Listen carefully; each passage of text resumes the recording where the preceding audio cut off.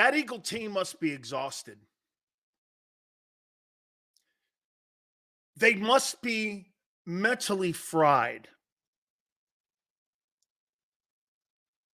With the last 7 days,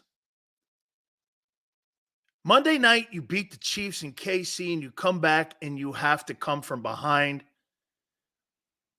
After digging a hole and throwing yourself in that ditch, you have to be mentally exhausted.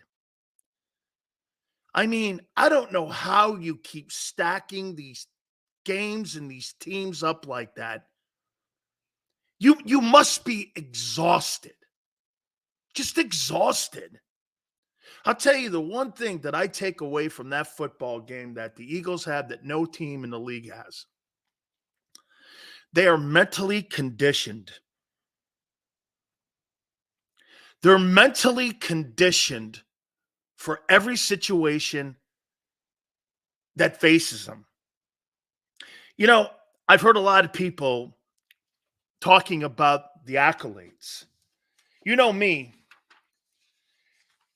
It's great, all the things that are happening with the team. I totally understand it. But if I threw this out at you, 49-17, do you know what quarterback that is? Over a four-year stretch, do you know who 49-17 is? And by the way, do you think that's good? 49-17. Do you know who that is? It's Jim Kelly. Jim Kelly never validated his career. All the great accomplishments, 4 AFC titles, only team ever to go to Super Bowls 4 years in a row. The pressure now on Philly mounts from within. Playing the 49ers, look, it's for home field. We all know that. Every week now, it's almost like Philadelphia is in a playoff now because they're playing for home field. Okay? They're playing for home field. I'm going to get to the game here in a minute. Josh Allen was spectacular. Hey, and here's the difference. Jalen Hurts is on a better team than Josh Allen. And Jalen Hurts takes full advantage of the players he has on his team, unlike Justin Herbert does. That's not as easy as you think. Just because you have a lot of stars on your team doesn't mean you get the ball to everybody. That's what making Steph Curry one of the greatest players of all time. That's the key, getting everybody involved. Jalen's on a better team. We know this. Sean McDermott has the most undisciplined football team in the league. He should be fired. That's not Ken Dorsey's fault. Guys coming off the bench and pushing Eagle fans in the stands. That's not Ken Dorsey's fault. That's the head coach's culture. You need to fire that guy. He's terrible. You need to fire him. That's not Ken Dorsey. An undisciplined football team. Absolutely.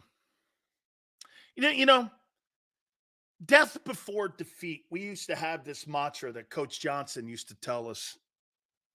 That was something that was instilled in us. Death before defeat. You put your ass and line on the line, your ass and body and mind on the line, no matter what it takes to win. Jalen Hurts was awful in that football game in the first half. Comes back in the second half. 14 of 20, 167. 3 TDs, 0 turnovers. 134.8 rating. Plus you put the 43 with the 7 carries and the TD on the ground. And you put that all in perspective. It's a heck of a second half. Your offensive coordinator, in my opinion, there's too many voices in the room in that side of the ball. Somebody is interfering. because you can't have a game plan the way you have had it the last 2 weeks where they're completely polar opposites. Your first half looks like a completely different coordinator. And then in the second half, that's not adjustments, that's interference. How can you go from one mentality in the first half to this completely different mentality? I mean, ridiculous. Somebody's interfering and getting in the way. Or Brian Johnson sucks. Pick one. That's not adjusting, going to what you do best, run the ball. I'll tell you this about the Eagles, too. I think they wobbled coming out of the gate when Lane Johnson wasn't cleared to play. The first series was terrible. What are you doing throwing the ball? You lose your Hall of Fame tackle. Okay? Sills, I need better energy from you, please, especially after that game. Okay. They, without a doubt, wobbled when the news of Lane came out that he wasn't going to go. Here's the difference between the Philadelphia Eagles and the San Francisco 49ers. They won without Lane in Philly. You couldn't win without Trent. That's one of the chips knocked down that Jalen just took out when it came to winning without players. And you know what that tells me? He's getting to be closer like Mahomes. Okay? Purdy can't do that. He's proven it. He went on a 3-game losing streak. Oh, and by the way, just for the record, even the bettors are taking a shit on you this week. You're underdogs at home. And if it holds up, you'll be the first 10-1 team to be an underdog in your own building with a road team coming in with 2 more losses than you. So this isn't just us looking at things. The people who put the money on the table, and by the way, that number went up to 2. They're taking a shit on you. Not me. Got to have one of the worst first half O's in the league. Drew, somebody's in the way. I'm going to get to all of this. Okay? Josh Allen was special. He's a beast. He was by far the best player on the field. However, the greatest winner on the field is in Philly, and it's Hurts. He has a completely different metric. He's redefining himself on how you look at him. He's got the one metric that only one other guy in the league, and I get this, and I so pray to God he wins a Super Bowl to validate all this. That guy wins a Super Bowl. Holy shit, are you going to talk about him and Mahomes for the next decade? It gives me goosebumps.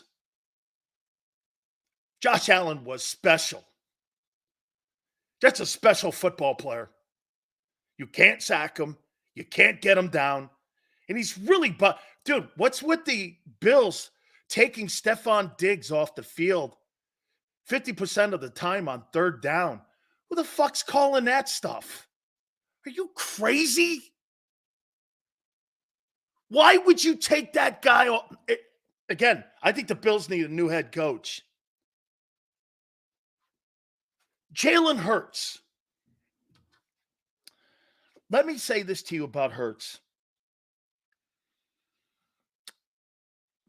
He really does have the Michael Jordan and the Tom Brady gene in him. Like I told you before, Tom Brady wasn't the most gifted quarterback in the history of the game. He was just the greatest winner in the game. It's the same. Aaron Rodgers is more talented than Tom Brady. Steve Young's more talented than Tom Brady. But Tom Brady's a winner. That's what can I tell you the reason that those two guys weren't first round draft choices? Because you can't figure winners out until you see it. You can't figure winners out at a combine. You have to see it. You have to see it.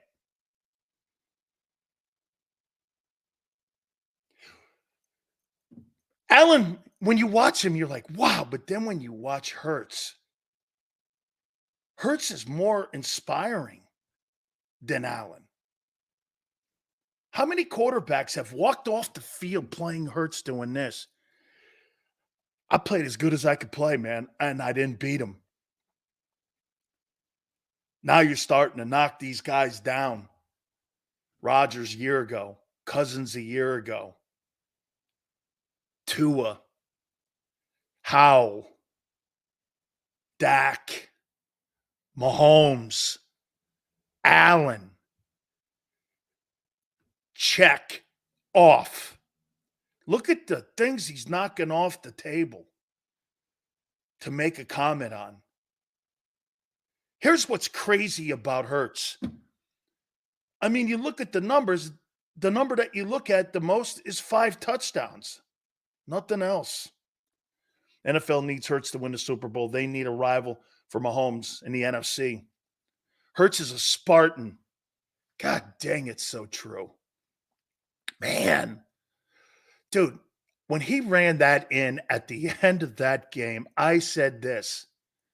Jesus criminy. You really need a gun to kill him. Because if you keep that guy alive, he's going to come back to haunt you.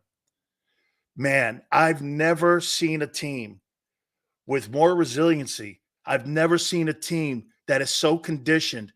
They have to win the Super Bowl. Get this, I want you to win the Super Bowl to validate all of this because it's too uncommon. This is